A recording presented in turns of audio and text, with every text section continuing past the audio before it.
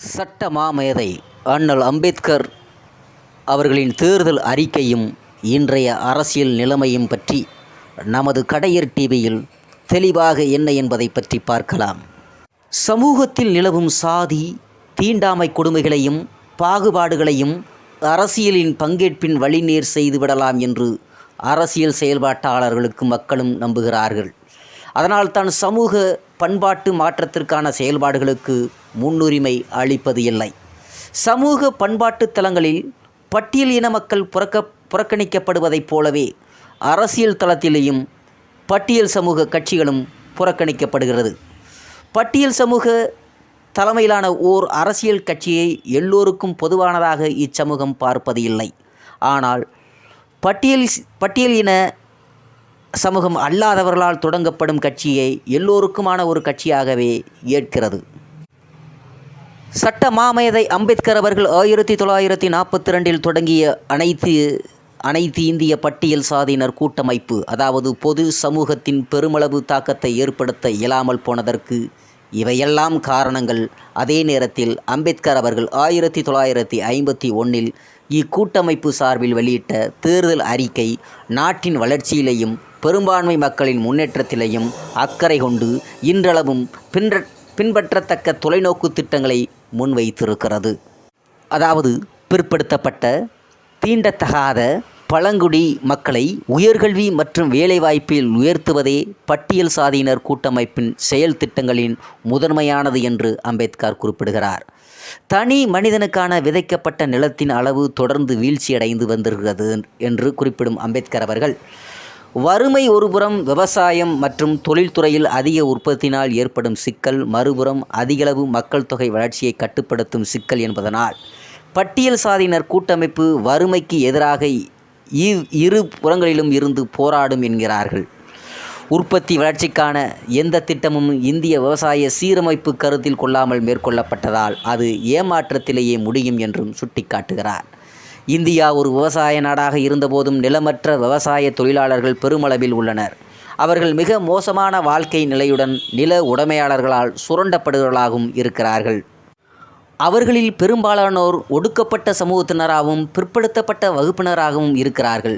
இத்தகைய சூழலில் நிலங்கள் புறக்கணிக்கப்பட்டது போலவே நிலமற்ற விவசாய தொழிலாளர்களும் புறக்கணிக்கப்படுகிறார்கள். எனவே பயிர் செய்யப்படாத நிலங்களில் ஒரு பகுதியை நிலமற்ற தொழிலாளர்களுக்காக பட்டியல் சாதியினர் கூட்டமைப்பு பதிவு செய்யும் என்று அம்பேத்கர் குறிப்பிடுகிறார். மொழிவழி மாகாணங்களின் பிரச்சினை, நிர்வாகத்தின் ஊழலற்ற தன்மை, பணவீக்கம், காஷ்மீர் சிக்கல் என பல்வேறு விஷயங்களை அம்பேத்கர் தேர்தல் அறிக்கை விவாதிக்கிறது. அதிகார குவியலுக்கு ஆதரவா என்பதை பற்றி நாம் பார்க்கலாம். அதாவது மத்திய அரசு வலுவானதாக இருக்க வேண்டும் என்று அம்பேத்கர் எண்ணினார் என அவர் மீது ஒரு விமர்சனம் உண்டு. இதற்காக மாறாக மைய அதிகார குவிப்பில் பட்டியல் சாதியினர் கூட்டமைப்புக்கு நம்பிக்கை இல்லை என்று உறுதிபட தெரிந்துள்ள அம்பேத்கர், இந்நாட்டின் பெரும்பான்மை மக்களான பிற்படுத்தப்பட்ட வகுப்பினர் மற்றும் பழங்குடியினரின் பட்டியல் சாதியினர் கூட்டமைப்பு இணைந்து செயல்படுவதற்கான தேவையை வலியுறுத்துகிறார். அவர்கள் விரும்பினால் பட்டியல் சாதியினர் கூட்டமைப்பின் பெயரை பிற்படுத்தப்பட்ட வகுப்பினர்கள் கூட்டமைப்பு என மாற்றி இரு வகுப்பினருமே ஒரே பொது அமைப்பில் இணைந்து செயலாற்றுவதற்கான வேட்கையும் வெளிப்படுத்துகிறார். இவ்வளவு சிறப்புமிக்க செயல் திட்டங்களை முன்னிறுத்திய கூட்டமைப்பு தேர்தலில் வெற்றி பெற இயலவில்லை.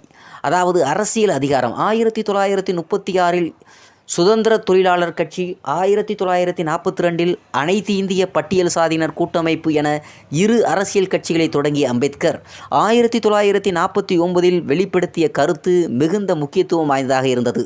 உண்மையில் அரசியல் என்னை ஒருபோதும் ஆட்டி படைத்ததில்லை, அது அவ்வப்போதைய நடவடிக்கையாக மட்டுமே இருந்திருக்கிறது.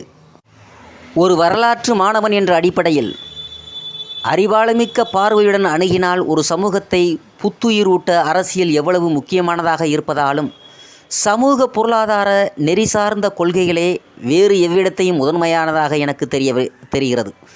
தொடக்கத்தில் இருந்து நான் அரசியல் இயக்கத்தை விட சமூக இயக்கத்துக்கு அதிக முக்கியத்துவம் அளித்து வந்திருக்கிறேன். அம்பேத்கர் ஆங்கில நூல் தொகுப்பு 17 பிரிவு 2 பக்கம் 446 குறிப்பிட்டிருக்கிறார். அதாவது அரசியல் அதிகாரத்தை கைப்பற்றுவதன் மூலமே பட்டியல் இன மக்கள் தாங்கள் எதிர்கொள்ளும் சிக்கல்களை தீர்க்க முடியும் என்று பரவலாக ஒரு கருத்து நிலவுகிறது. நாடாளுமன்றத்தில் பட்டியல் இன மற்றும் பழங்குடியினருக்கு 24 விழுக்காடு பிரதிநிதித்துவம் என்பது உறுதிப்படுத்தப்பட்ட ஒன்று. அதாவது ஒவ்வொரு மாநில சட்டப்பேரவைகளிலும் இதே ஏற்பாடு சட்ட ரீதியாக உறுதிப்படுத்தப்பட்டுள்ளது. ஆக அரசியல் அதிகாரம் முற்றாக இல்லை என்பதல்ல, 75 ஆண்டுகளாக கிடைத்திருக்கக்கூடிய அந்த அதிகாரத்தால் சமூக சிக்கல் தீர்க்கப்படவில்லை என்பதுதான் கவனிக்கத்தக்கதாக இருக்கிறது. ஏனெனில் சமூக அந்தஸ்தும் அதிகாரமும் அற்ற மக்களை தீவிர அரசியலில் பங்கேற்க வைப்பதன் மூலம் மட்டுமே அவர்களை அதிகாரமிக்கவர்களாக மாற்றிவிட முடியாது. அரசியலையும் சாதி ஆட்கொண்டிருக்கும் ஆபத்தான நிலையில் அரசியலை எப்படி நோய் தீர்க்கும் மருந்தாகும் என்று கேள்வி எழுப்பியிருக்கிறார். இந்த நாட்டின் அரசமைப்பு என்பது எழுதப்பட்டிருக்கிறது என்பதை அம்பேத்கர் நுட்பமாக விளக்குகிறார். அதாவது அரசியல் அமைப்பானது சமூக அமைப்பின் மீது தான் கட்டப்பட்டுள்ளது என்பதை நிரூபிப்பதற்கு எந்த வாதங்களிலும் தேவையில்லை. அரசியலமைப்பின் மீது சமூக அமைப்பு ஆழமான தாக்கத்தை ஏற்படுத்துகிறது என்பதில் சந்தேகமும் இல்லை. சமூக அமைப்பு அரசியலமைப்பின் செயல்பாட்டை மாற்றலாம், அதை செல்லுபடியதற்காக ஆக்கலாம், கேள்விக்குரியதாகவும் ஆக்கலாம். இந்தியாவை பொறுத்தவரை சமூக அமைப்பு சாதிய முறையில் மீதே நிர்மாணிக்கப்பட்டுள்ளது. அம்பேத்கர் அவர்கள் ஆங்கில நூல் தொகுப்பு 1 பக்கம் 167 எழுதியிருக்கிறார். அதிகாரமும் அரசியலின் செயல்பாடுகளும், அதாவது இன்று நிலவும் தனி தொகுதி முறை மூலம் தேர்ந்தெடுக்கப்படுபவர்கள் தாங்கள் சார்ந்திருக்கும் கட்சி கட்டுப்பாடுகளை மீறி பட்டியலின மக்கள் சந்திக்கும் பிரச்சனைகளை பற்றி பேச இயலாத சூழல் இருக்கிறது. இதையெல்லாம் மீறித்தான் அம்மக்களுக்கான சில நல்ல திட்டங்களையும் கொண்டு வரப்படுகிறது.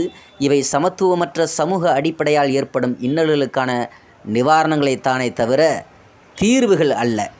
இத்தகைய நலத்திட்டங்களுக்கான நிதி நிலையை உயர்த்த கோரியும் பாதிக்கப்படும் மக்களுக்கான சட்ட பாதுகாப்பையும் போராடி பெறுவதுமே இங்கு அரசியல் செயல்பாடாக மாற்றப்பட்டுள்ளது.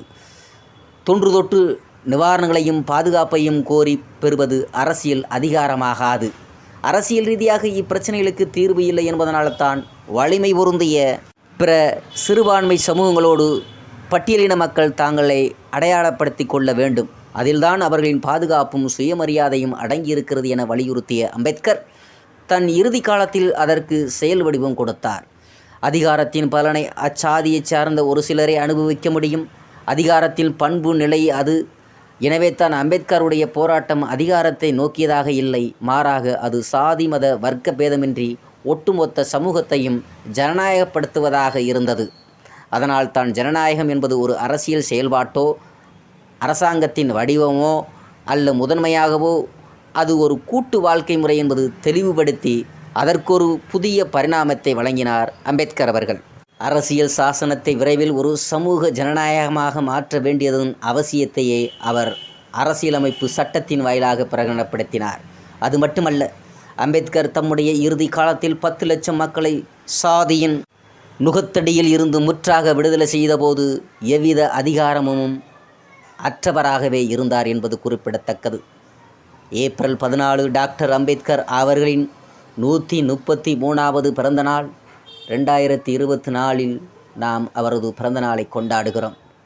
அவர் எதற்காக சட்டம் இயற்றினார், இன்றைய அரசியல் நிலையும் அம்பேத்கர் தேர்தல் அறிக்கையும் என்பதை போன்ற ஒரு நீண்ட நெடிய ஒரு கட்டுரையை நமது கடையர் டிவியின் மூலம் அம்பேத்கரின் தேர்தல் அறிக்கையும் இன்றைய அரசியல் நிலையும் என்ற ஒரு தலைப்பில் நல்ல கட்டுரையை நமது கடையர் டிவி வழங்குகிறது. சட்ட மாமேதை